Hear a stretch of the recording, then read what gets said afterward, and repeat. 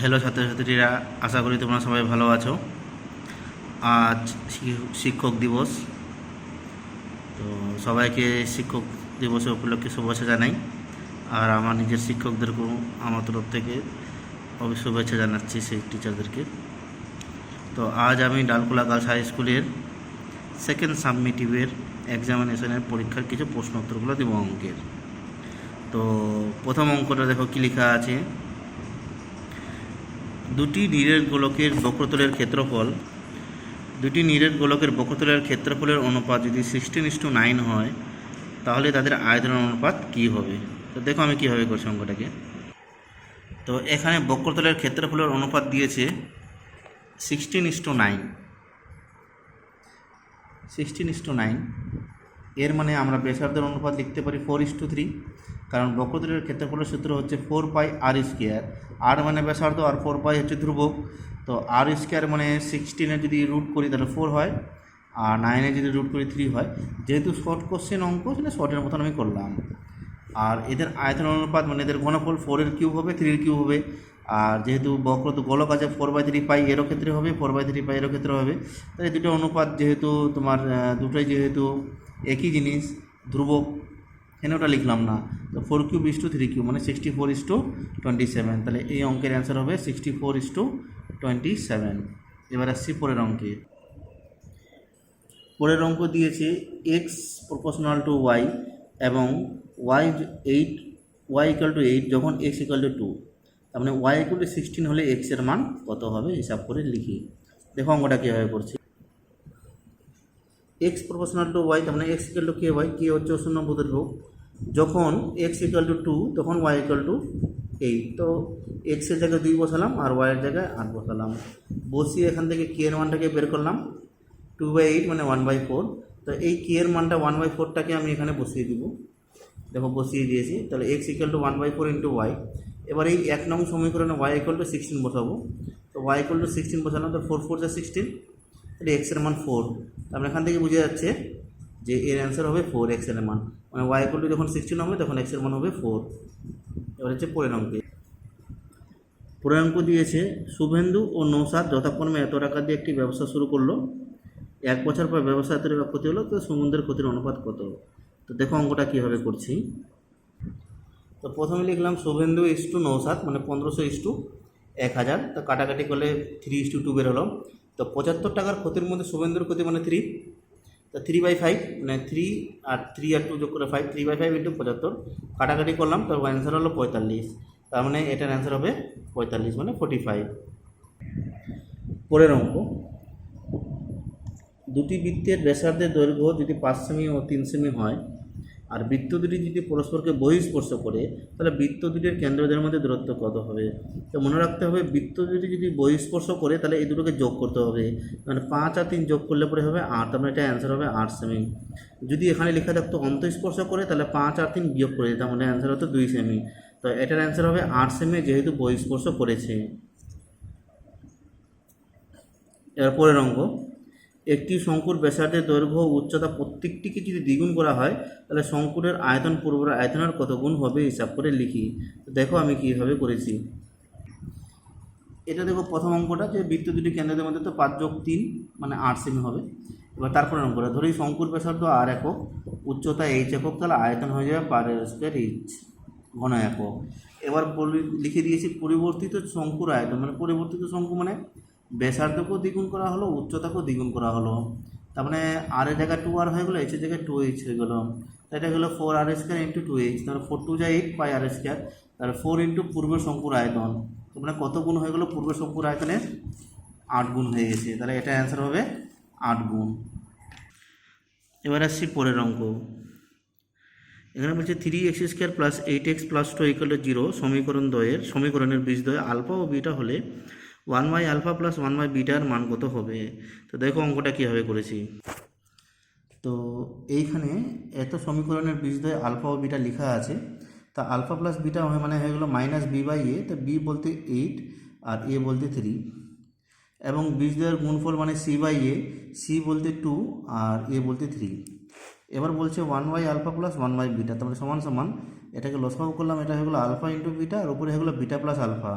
তো alpha plus bitter মান হচ্ছে -8/3, আলফা ইন্টু বিটার মান হচ্ছে 2/3। তো 3 কেটে গেলো, তো 2 4 যা 8, তার অ্যান্সার হলো -4, মানে 3 নম্বরের সঙ্গে এটা মিলে গেল। দেখো না কীভাবে করা হয়েছে। এবার এসে পরের অঙ্ক।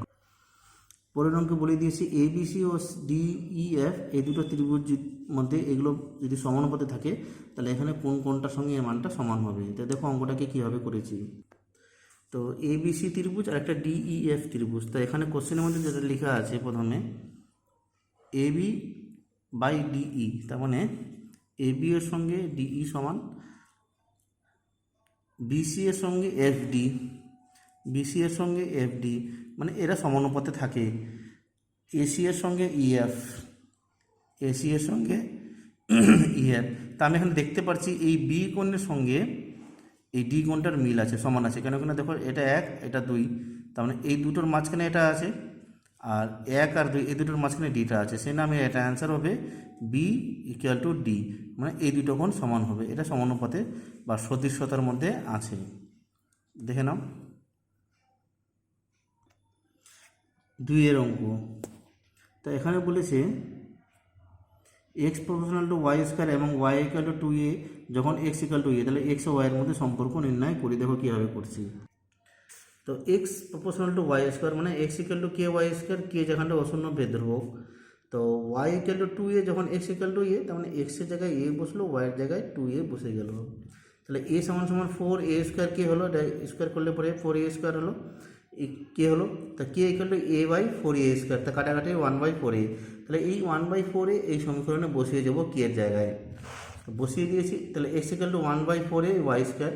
তো এটা হয়ে গেলো কোনাকুনি গুণ করলে এটা হয়ে যাবে 4ax = y স্কয়ার, তার মানে y স্কয়ার = 4ax। এটাই হলো এর নির্ণয় সম্পর্ক। এবার পরের অঙ্কে আসছি। এখানে পরে যেটা বলেছে একটি নিরেট অর্ধগোলকের সমতলের সংখ্যা কয়টি। তো মনে রাখবে একটি নিরেট অর্ধগোলকের সমতলের সংখ্যা একটি হয়, আর একটি সরলরেখা বৃত্তকে যে দুটি বিন্দুতে ছেদ করে সরলরেখাটিকে ছেদক বলে। ঠিক আছে, এগুলো শর্ট কোশ্চেনে মনে রাখবে। এবার C নম্বর বলে দিয়েছে এত দ্বিঘাত সমীকরণের বীজদ্বয় একটি অপরটির যদি অন্যান্য হয় তবে কি এর মান কত। তো দেখো অঙ্কটা কীভাবে করছি। তো আমি এখানে ধরে নিলাম যে এই দ্বিঘাত সমীকরণের দুটি বীজ হলো আলফা ও 1/α, মানে একটা যদি আলফা হয় একটা হবে 1/α, বলে আছে অন্যান্য। তো এই বীজদ্বয়ের গুণফল মানে আলফা ইন্টু 1/a আলফা = হলো k/5, মানে c/5, মানে c/a। তাই c বলতে এখানে k আর a বলতে এখানে 5, তাহলে আলফা ইন্টু 1/α = k/5। তো আলফা আলফা কেটে গেল, তো 1 = k/5 হলো, তাহলে k = 5, তারপরে এটা অ্যান্সার হবে 5। পরের অঙ্ক একটি কেন্দ্র বৃত্ত যার কেন্দ্র থেকে 26 সেমি দূরে অবস্থিত পি বিন্দু থেকে অঙ্কিত স্পর্শকের দৈর্ঘ্য 1.5 সেমি। তো বৃত্তের ব্যাসার্ধের দৈর্ঘ্য নির্ণয় করি। দেখো অঙ্কটা কীভাবে করছি। তো ও কেন্দ্রবৃত্ত, ও কেন্দ্র থেকে পি দূরত্বে মানে 26 সেমি দূরত্বে পি একটা বিন্দু, তাহলে পি বিন্দু থেকে একটা স্পর্শক টানা হলো, টেনে। তো বলছে বৃত্তের ব্যাসার্ধ কত। তো আমরা জানি সাধারণত বৃত্তের কেন্দ্র থেকে বা যদি উপরে একটা স্পর্শক অঙ্কন করা হয় তাহলে সেই স্পর্শকটা বৃত্তের কেন্দ্রের মধ্যে মানে বৃত্তের ব্যাসার্ধগামী দৈর্ঘ্যের উপরে যদি কোনো স্পর্শক অঙ্কন করা হয় তাহলে সেই স্পর্শকে যে কোণটা হয় সেই কোণটা 90 ডিগ্রি হয়, তার মানে 90 ডিগ্রি। তার মানে এটা একটা সমকোণী ত্রিভুজ। তো সমকোণী ত্রিভুজের 90 ডিগ্রির বিপরীত মানে এটা অতিভুজ, এটা ভূমি, আর এটা হয়ে যাবে লম্ব। তো সেই হিসাবে লেখা হয়েছে। তো ও কেন্দ্র থেকে পি বিন্দুর দূরত্ব মানে ওপি হচ্ছে 26 সেমি, পি এ স্পর্শক দৈর্ঘ্য হচ্ছে 10 সেমি, এবং ও কেন্দ্রীয় বৃত্তের ও এ যদি ব্যাসার্ধ হয় তাহলে ও এ লম্ব হয়ে যাবে পি এর উপরে। তো আমরা এখানটায় সমকোণী ত্রিভুজ পি ও এ থেকে পাই অতিভুজ স্কয়ার = লম্ব স্কয়ার প্লাস ভূমি স্কয়ার। তো ওপি মানে 26, এটার মান যা আছে তাই, এটার মান 10 দেওয়া আছে। তাহলে ও এ স্কয়ার = 26 স্কয়ার - 10 স্কয়ার, মানে 676 মানে 100 মানে 576।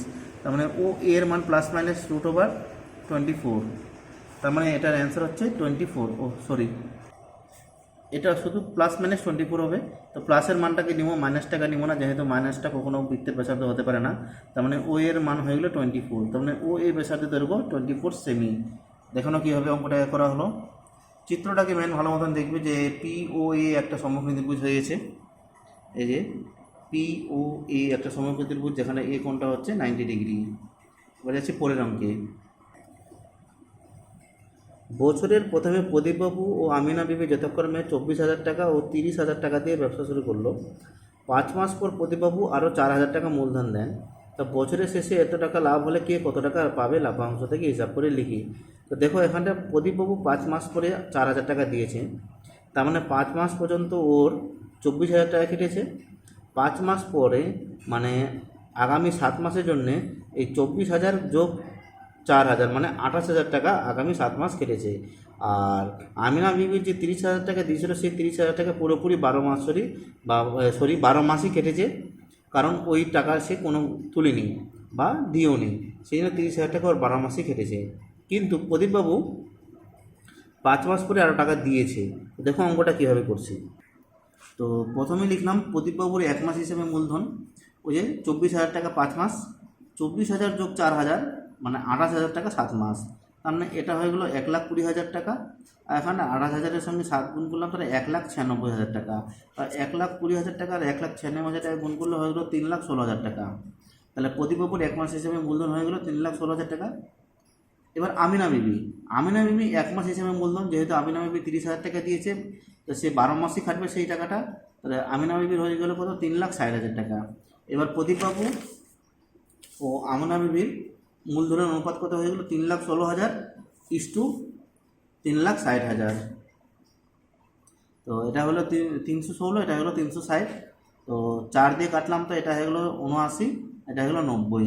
তাহলে 27,716 টাকা লাভ্যাংশের মধ্যে প্রদীপবাবু পাবেন 79/169 ইন্টু 27,716। এটাকে এটা দিয়ে কাটলাম তো 164 হলো, আর এই দুটোকে গুণ করলাম তো 12,956 টাকা হলো। এবার আমিনা বিবি পাবে 90/169 ইন্টু 27,716 টাকা। আর এটাকে দিয়ে কাটলাম তো 164 গুণ 90 হলো, তাহলে 14,760 টাকা। তাহলে আমিনা বিবি পাওয়া 14,760 টাকা। তা এটা হলো 1 নম্বর অঙ্কটা। দেখে নাও, যে অঙ্ক যেখানে বুঝতে অসুবিধা হবে আমাকে কমেন্টে জানাবে, আমি তোমাদেরকে বলে দিব। পরের অঙ্ক, দীপু, রাবিয়া ও মেঘা যথাক্রমে 6500 টাকা, 5200 টাকা ও 9100 টাকা দিয়ে মূলধন একটি দিয়ে ব্যবসা শুরু করলো। ঠিক 1 বছর পরে এত টাকা লাভ হলো। ওই লাভের 2/3 অংশ তারা সমান ভাগে ভাগ করবে। তার মানে 2/3 অংশ যদি সমান ভাগে ভাগ করে তাহলে বাকি থাকলো কত 1/3। সেই 1/3 অংশ তারা মূলধনের মধ্যে ভাগ করে নেবে। তাহলে কে কত টাকা করে পেলেও হিসাব করে লিখি। দেখো অঙ্কটা কীভাবে করছি। তো দেখো 14,400 টাকার 2/3 অংশ মানে হয়ে গেলো 9600 টাকা। 9600 টাকা সমান ভাগে ভাগ করলে প্রত্যেকে পাবে 9600/3, মানে 3 জন আছে যেহেতু সেটা 3 দিয়ে ভাগ দিলাম, তাহলে 3200 টাকা। তাহলে বাকি থাকছে কত 14,400 থেকে 9,600 টাকা বাদ দিয়ে দিলাম, তাহলে থাকলো 4,800 টাকা তারা মূলধনের মধ্যে ভাগ করবে। এবার 3 জনের মূলধন কত আছে, দীপুর আছে 6500 টাকা, রাবিয়ার আছে 5200 টাকা আর মেঘার আছে 9100 টাকা। তো সবগুলোকে 13 দিয়ে কাটলাম, 13×5 = 65, 13×4 = 52, 13×7 = 91, আর দুটো করে শূন্য কেটে যাবে, তাহলে 5, 4, 7। তো এই টাকাটা বাকি থাকছে, কেননা এই টাকাটা ওরা সমান ভাগে ভাগ করে নিয়েছে। এবার 4800 টাকার মধ্যে দীপু পাবে কত 5/16 ইন্টু 4800 টাকা, মানে 1500 টাকা। একই রকম করে রাবিয়া পাবে 4/16 ইন্টু 4800 মানে হচ্ছে 1200 টাকা। আর মেঘা পাবে 7/16 ইন্টু 4800 মানে হচ্ছে 2100 টাকা। এবার দীপু মোট পাবে 1500 টাকাটা পাবে, তার সঙ্গে 3200 টাকা পাবে যেটা ওরা আগে সমান ভাগে ভাগ করে নিয়েছিল, তবে 4700 টাকা। রাবিয়া মোট পাবে 3200 টাকা যেটা আগে সমান ভাগে ভাগ করে নিয়েছিল, এই যে এখানে সমান ভাগে ভাগ করে নিয়েছিল 3200 টাকা, সেই টাকাটার সঙ্গে এখনকার টাকাটা প্লাস করতে হবে, তোমার 4400 টাকা। আর মেঘা মোট পাবে 3200 টাকা প্লাস 2100 টাকা যেটা এখানে পেলো, তাহলে পেয়ে গেলো কত 5300 টাকা। তো এইভাবে এই অঙ্কটাকে করা হয়। দেখুন কীভাবে করা হয়েছে।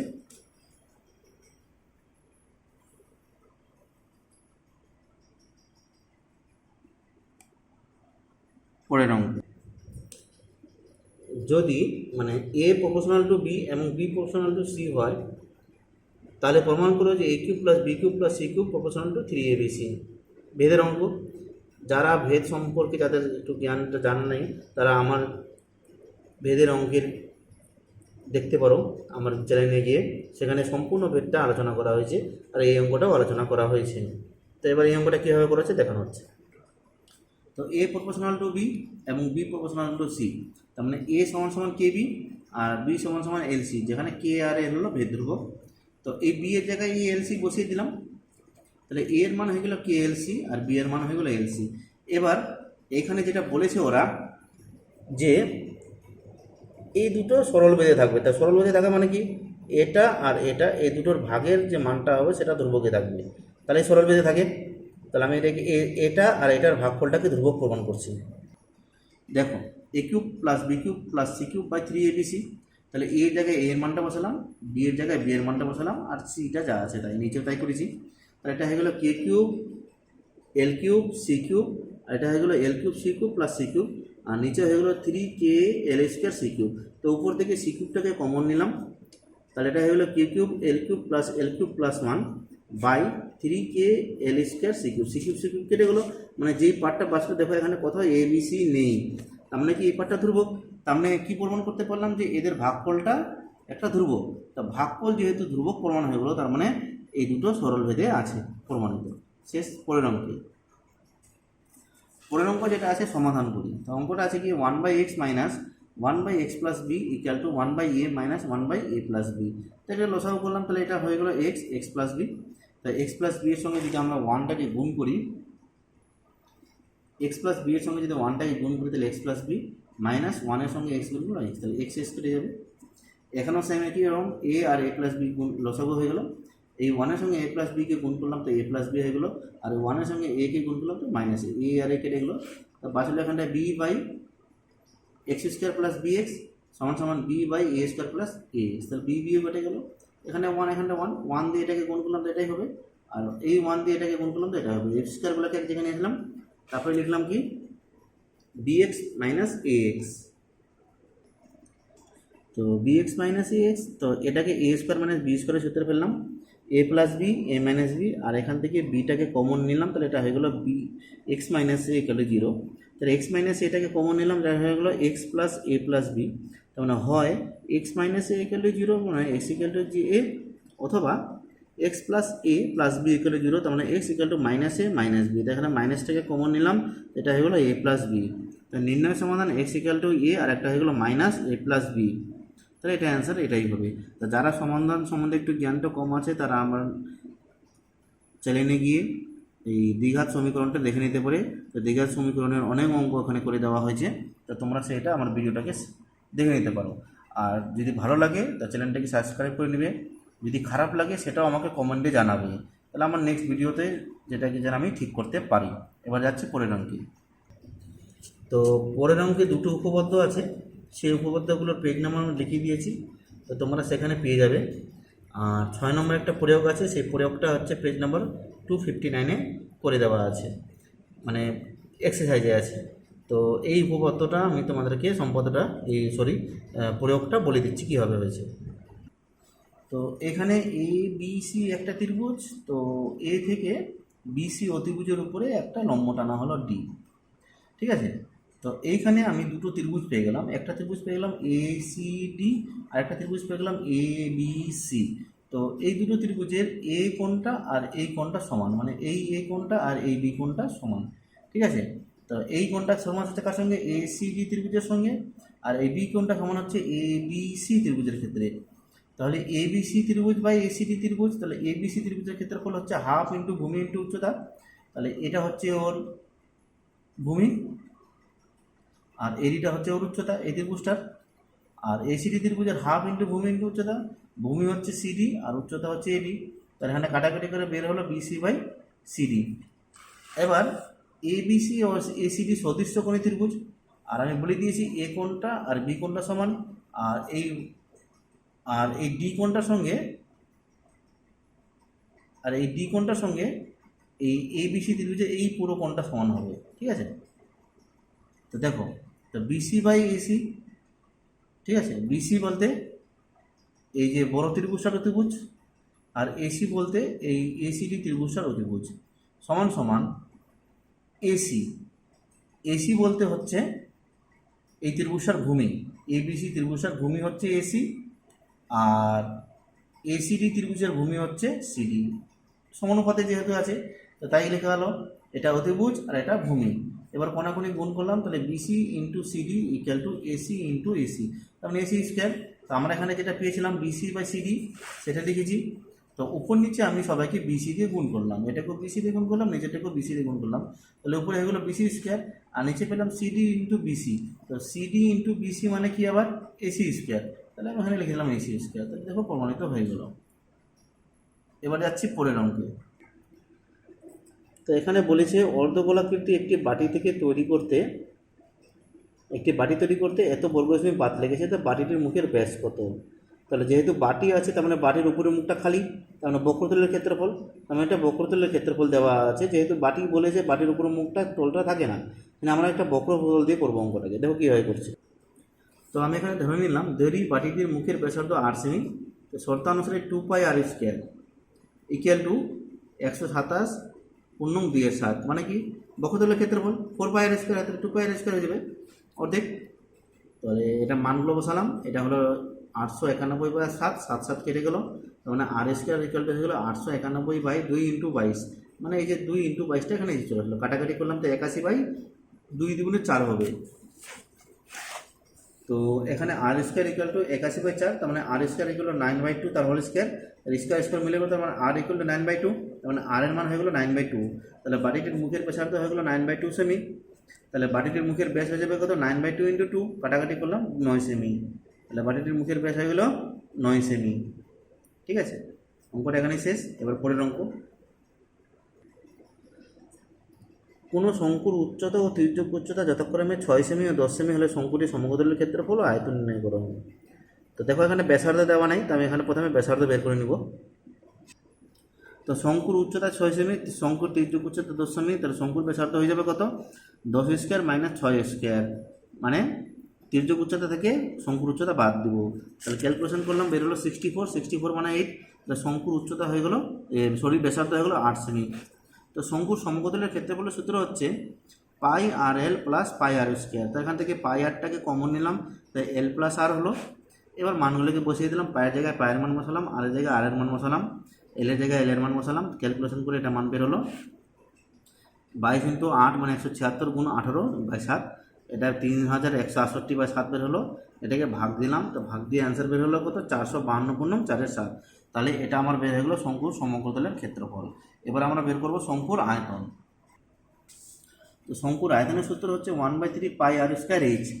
তাহলে 1/3 পাই মানে 7, আর মানে আমরা পেরেছি 8, তাহলে 8 স্কোয়ার × 6, তো 8 8 64 × 6, আর এটা 22/21 কাটাকাটি করলাম, তাহলে 3 7 21, 3 2 6, এই সবগুলোকে গুণ করলাম 2816/7, ভাগ দিলাম, ভাগ দিয়ে পেলাম 402 পূর্ণং 2/7, তার মানে এটা অ্যান্সার হয়ে গেলো 402 পূর্ণং 2/7 ঘন সেমি। তো এই অঙ্কটা এখানেই শেষ। এবার পরে যে অঙ্কটা দিয়েছে, একটা দিয়েছে অন্তবৃত্ত আর একটা দিচ্ছে স্পর্শক অঙ্ক করতে। সেই অন্তবৃত্ত ছবিটা এই টাইপের হবে আর স্পর্শকের ছবিটা এই টাইপের হবে। তো এটা আমি তোমাদেরকে আলাদা কোনো দিন ভিডিও করে এগুলো দেখিয়ে দিব। তো এই অঙ্ক এই পর্যন্তই। তো আজ আমরা ডালকোলা গার্লস স্কুলে সেকেন্ড সাবমিটিভের পরীক্ষার সময় যে অঙ্ক ম্যাথামেটিক্স কোশ্চেনটা আসছিল সেই কোশ্চেনটা সলভ করে দেখলাম। তো দেখো যতটা পারলাম আমি করলাম। তোমাদের যদি কোনো রকম সমস্যা হয় তো আমাকে কমেন্টে জানাবে কেমন হয়েছে কেমন না হয়েছে, ঠিক আছে। তো আজ আমার ভিডিও এই পর্যন্তই, ধন্যবাদ।